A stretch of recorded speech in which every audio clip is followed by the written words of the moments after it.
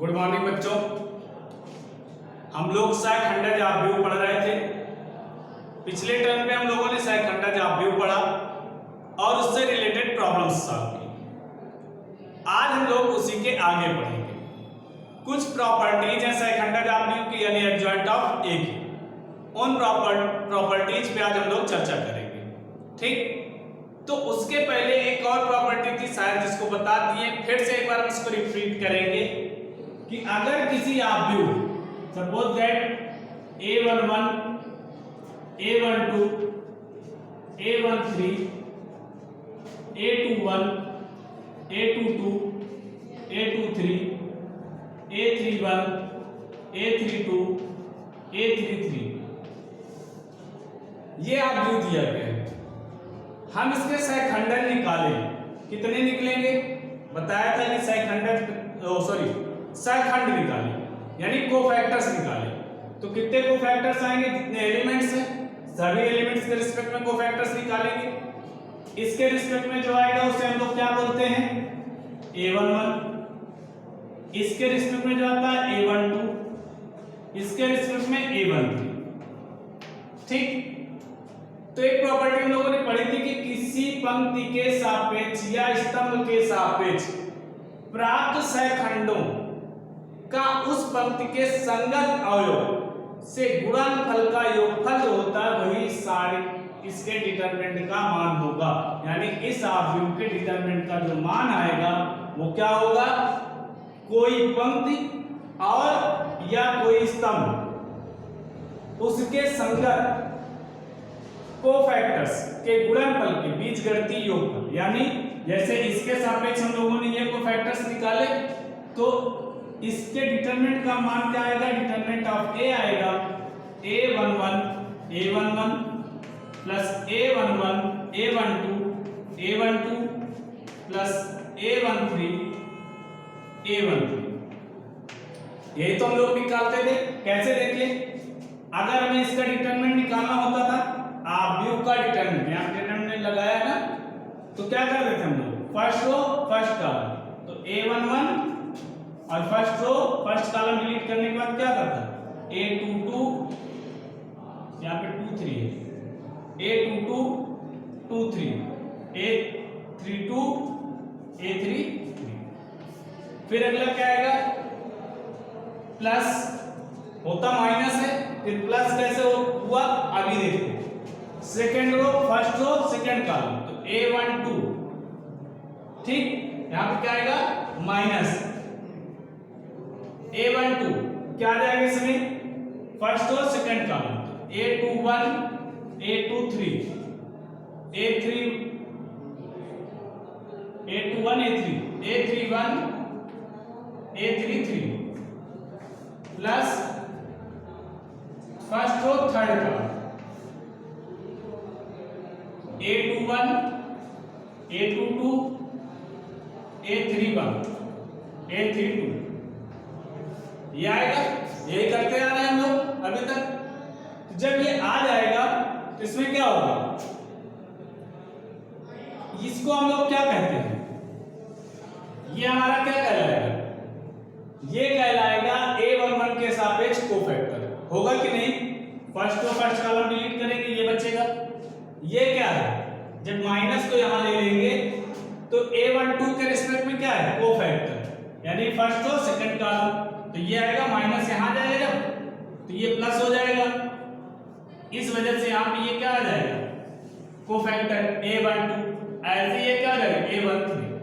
बात समझ में आई ना कि अगर किसी पंक्ति या स्तंभ के कोफैक्टर निकाले जाएं और उनके संगत अवयवों से गुणा करके उनका बीजगणितीय योगफल निकाल लिया जाए तो उस अपव्यय के डिटरमिनेंट की वैल्यू आ जाती है, ठीक। ये चीज इसके लिए भी एप्लीकेबल, इसके लिए भी एप्लीकेबल। या कॉलम में देखिए, अब यहीं पे अगर हम जस्ट उल्टा कर दें, उल्टा मतलब थोड़ा सा चेंज कर दें कि कोफैक्टर्स तो फर्स्ट रो के हो, लेकिन इनका गुणा किया जाए संगत अवयवों के सेकंड रो या थर्ड रो से। ऐसा ही काम कॉलम में अगर किया जाए कि फर्स्ट कॉलम के कोफैक्टर्स हो और गुणा किया जाए इसमें सेकंड और थर्ड में, या सेकंड के कोफैक्टर्स हो और फर्स्ट और थर्ड में गुणा किया जाए, यानी हो किसी दूसरी पंक्ति या स्तंभ के कोफैक्टर्स और उनका गुणा किया जाए किसी दूसरी या तीसरी यानी जो अदर रो या कॉलम है उसमें, तो उनका बीजगणितीय योगफल शून्य होता है। तो उनका योगफल बीजगणितीय योगफल क्या होता है? शून्य। जैसे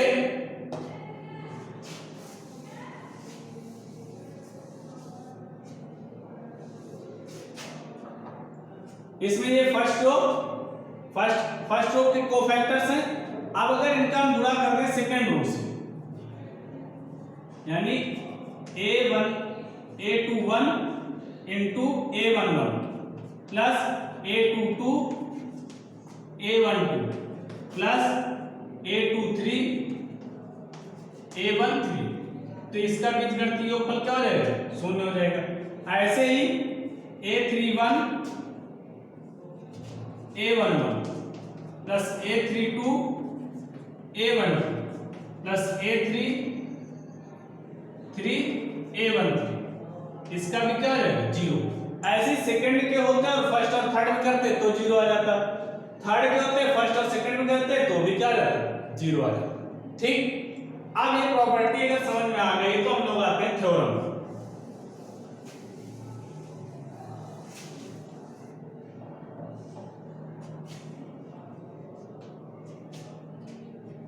थ्योरम क्या कहती है? पहली थ्योरम है, कह रहा है यदि ए कोई m कोटि का अवयव है,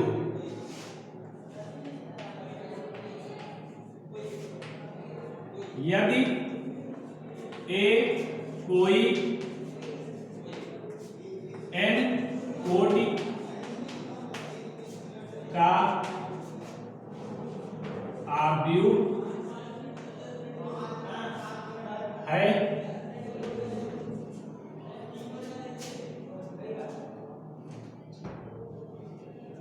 n कोटि का अवयव है, तो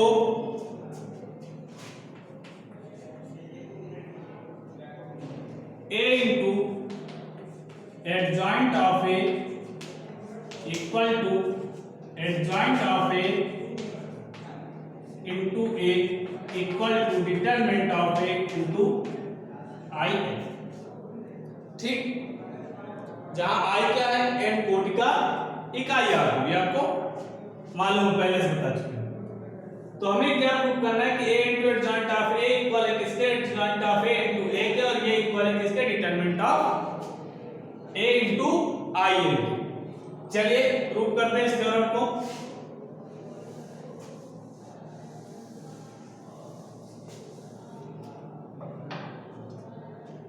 मान लेते हैं कि a जो है एक अवयव है, a11 a12 a13 a21 a22 a23 a31 a32 a33, और एडजॉइंट ऑफ ए पढ़ करके हम लोग इतना जान गए हैं कि एडजॉइंट ऑफ ए का मान क्या आता है? इसके पहले क्या करते हैं? इसके कोफैक्टर्स का अवयव निकालते हैं यानी मैट्रिक्स, और फिर रो को कॉलम और कॉलम को रो में बदल देते हैं। तो आ जाता था a11 a12 a13 a21 a22 a23 a31 a32 a33, ये क्या है इसका? एडजॉइंट ऑफ ए। अब हम लोग निकालते हैं a इंटू एडजॉइंट ऑफ ए। तो a इंटू एडजॉइंट ऑफ ए क्या हो जाएगा? यहां पे n ऑर्डर का लेना है, तो आप एक काम करिए, डैश डैश, यहां पे डैश डैश कर देते हैं। कहां तक है ये?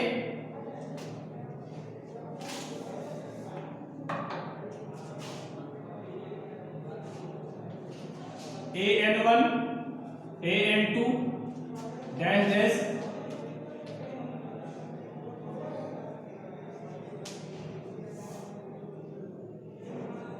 डैश डैश करके है ये a1n तक, a2n a3n और डैश डैश an। ठीक। ऐसे इसमें भी हो जाएगा एडजॉइंट ऑफ ए में, dash dash a1n a2n a3n dash dash an1 dash dash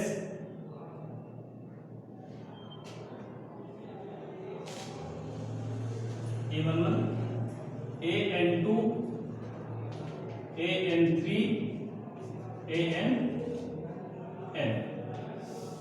ठीक, क्योंकि एन ऑर्डर की बात कर रहा है यहाँ पे, तो एन ऑर्डर की बात करेंगे हम लोग भी। चलिए मल्टीप्लाई करते हैं ए इंटू एडजॉइंट ऑफ ए। थोड़ा सा ध्यान देके यहाँ पे मल्टीप्लिकेशन देखिएगा आप लोग। मल्टीप्लिकेशन में डायरेक्ट कर रहे हैं, ये लिखेंगे फिर ये लिखेंगे। गुणा हम लोग पीछे पढ़ चुके हैं, सीधे गुणा करा रहे हैं। इस कॉलम का इसकी सभी रो में गुणा करना है, तो ध्यान दीजिएगा थोड़ा, क्योंकि बड़ा क्वेश्चन है तो डायरेक्ट करेंगे। आप बस ध्यान दीजिएगा, तो प्रॉपर्टी हमने भी बताई है। तो अब इस कॉलम का जब इसमें करेंगे गुणा, तो आप ध्यान दीजिए a11, तो इसी के सापेक्ष इस रो के ही तो ये कोफैक्टर्स हैं सब। देखिए इस रो के सापेक्ष ही कोफैक्टर्स हैं। a11 का a11, a12 का a12, a13 का a13, an1n का an1, तो इनका इसमें गुणा करेंगे।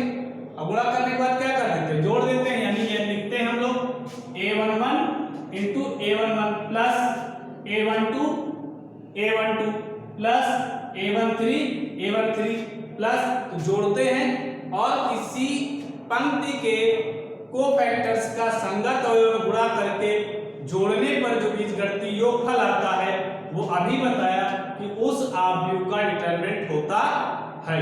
तो यहाँ पे क्या रहेगा, डिटरमिनेंट ऑफ ए।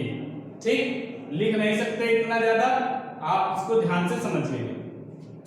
अब इसका जब इसमें करेंगे तो देखिए ये कोफैक्टर्स किसके थे, पहली पंक्ति के, और इनका गुणा किसमें करके जोड़ रहे हैं, दूसरी पंक्ति में। तो बताया कि दूसरी पंक्ति में किसी पंक्ति के अवयवों के सापेक्ष निकाले गए कोफैक्टर्स का गुणा करके जोड़ने पर योगफल क्या हो जाता है, शून्य। तो यहाँ पे जब इसका इसमें गुणा करेंगे तो क्या रहेगा, 0। ऐसे इसका इसमें गुणा करके जोड़ेंगे तो ये भी क्या हो जाएगा, 0। लास्ट तक क्या रहेगा, 0।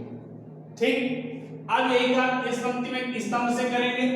तो अब क्योंकि ये स्तंभ किसके सापेक्ष कोफैक्टर है, दूसरे के सापेक्ष है, तो जब पहले में गुणा करके जोड़ेंगे तो क्या हो जाएगा, शून्य। लेकिन दूसरे में जब करेंगे तो किसके इक्वल आ जाएगा, डिटरमिनेंट ऑफ ए के, बाकी में क्या हो जाएगा, 0 हो जाएगा। ऐसे तीसरे का जब करेंगे तो ये 0 हो जाएगा, ये 0 हो जाएगा, तीसरी पंक्ति में आएगा तो क्या हो जाएगा, डिटरमिनेंट ऑफ ए, बाकी क्या हो जाएगा, 0। ऐसे ही आगे सब क्या हो जाएगा, लास्ट वाले के जब करेंगे तो ये भी 0, ये भी 0, ये भी 0, डैश डैश, लास्ट में क्या आएगा, डिटरमिनेंट ऑफ ए। ठीक, अब आव्यूह में अगर सभी अवयवों में कोई चीज उभयनिष्ठ हो तो उसको हम क्या कर लेते हैं, बाहर। तो डिटरमिनेंट ए सब में मिलेगा, डायगोनल में है और 0 में तो सब कुछ होता है, तो डिटरमिनेंट ऑफ ए बाहर ले लिया, तो बचेगा क्या, 1 0 0 dash dash 0 1 0 dash dash 0 0 1 dash dash dash dash, और यहाँ पे लास्ट में क्या रहेगा, 1 0 0 0, और इसको हम क्या कहते हैं, इकाई आव्यूह। तो क्या रहेगा, डिटरमिनेंट ऑफ ए इंटू आई। ये समझ में आया सबको। ऐसे ही आप क्या करेंगे, एडजॉइंट ऑफ ए इंटू ए निकालेंगे और उसकी भी वैल्यू यही आ जाएगी। तो जो हमारी थ्योरम थी वो क्या हो जाएगी, A into adjoint of A equal होगा determinant of into I n के, और adjoint of A into A भी किसके होगा, determinant of A into I n के। ठीक, उम्मीद करते हैं समझ में आया होगा। इसको उलट के कर लेंगे ना आप सब लोग, तो कर लीजिएगा। नेक्स्ट थ्योरम है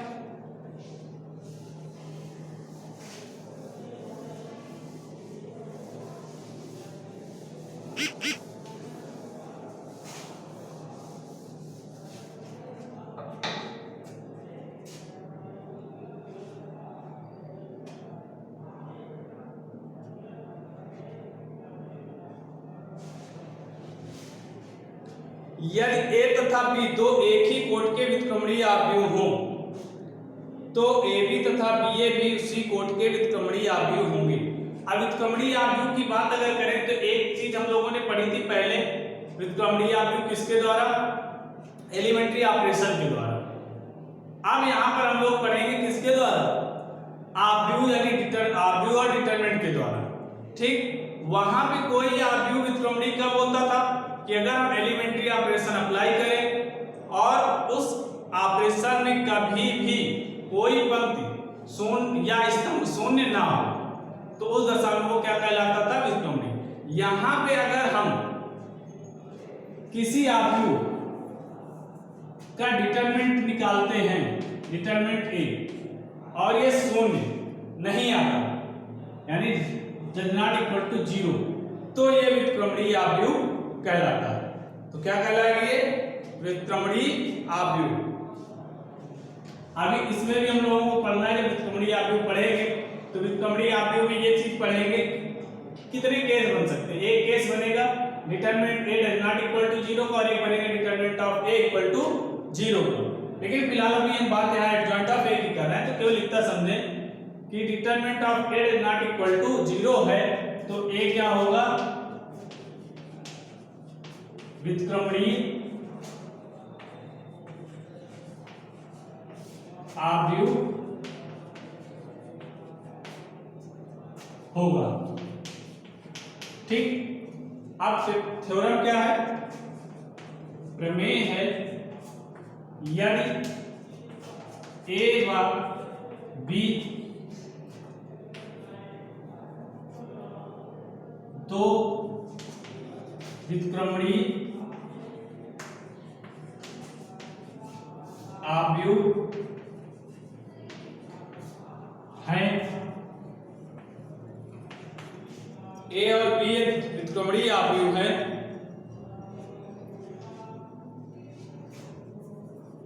तो समान कोट के व्युत्क्रमणीय अवयव हैं, तो ए बी तथा बी ए भी व्युत्क्रमणीय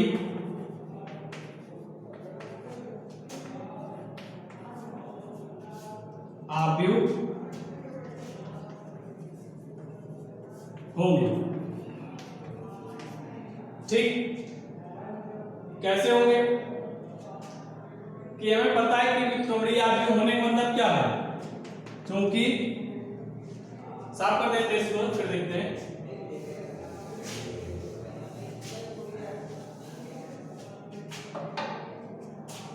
क्योंकि ए व बी व्युत्क्रमणीय अवयव है। अब अगर ये दोनों व्युत्क्रमणीय अवयव हैं तो इसका मतलब क्या होगा? Determinant A does not equal to 0 तथा determinant of B does not equal to 0। ठीक, अब अगर ये दोनों 0 नहीं है, हमें क्या प्रूव करना है कि ए बी और बी ए भी क्या है? व्युत्क्रमणीय अवयव है। तो ए बी इक्वल टू क्या होता है? ए बी इक्वल टू होगा determinant of A into determinant of B.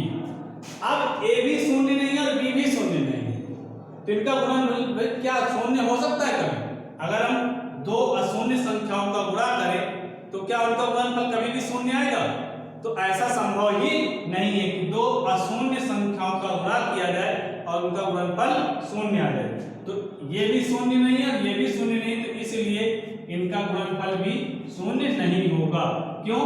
Reason लिख देना, क्योंकि determinant of A does not equal to 0 तथा determinant of B does not equal to 0।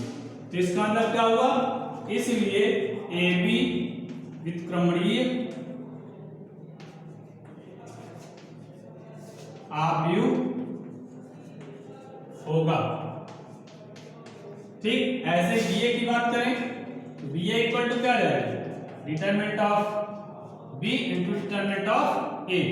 ये भी डज नॉट इक्वल टू क्या रहेगा? 0। ये भी क्या रहेगा? व्युत्क्रमणीय अवयव हो जाएगा।